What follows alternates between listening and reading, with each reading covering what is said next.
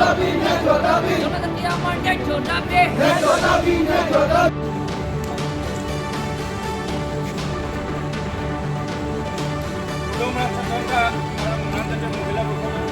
লাগিবই আমাৰ জনজাতি লাগিবই আমাৰ শাসনযুক্ত সাহিত্য শাসন লাগিবই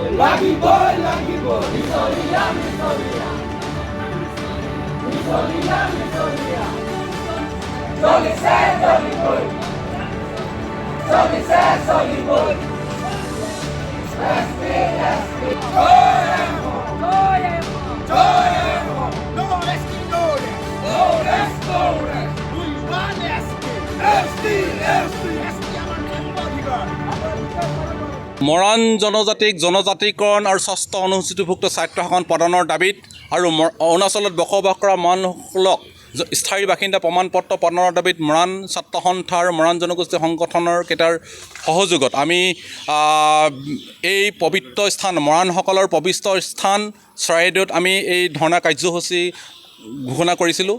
আৰু সেইমতে আমি ইয়াৰ স্থলীৰ পৰা পবিত্ৰ স্থলীৰ পৰা অসম চৰকাৰক ভাৰত চৰকাৰক NDA চৰকাৰখনক ইয়াৰ পৰা সকিয়নি প্ৰদান কৰিব বিচাৰিছোঁ। মৰাণ জনগোষ্ঠীটোক ইমান দিনেই জনজাতিকৰণ দিম বুলি যি মিথ্যাচাৰ কৰি আহিছে তাৰ যদি অতি সোনকালে আমাক অৱগত যদি নকৰে, জনজাতিকৰণ বিষয়টো যদি স্পষ্ট কৰি নিদিয়ে, তেনেহ'লে অনাগত দিনত মৰাণসকলে ওলাই আহিছে, মৰাণেই আন্দোলন ঘোষণা কৰিছে।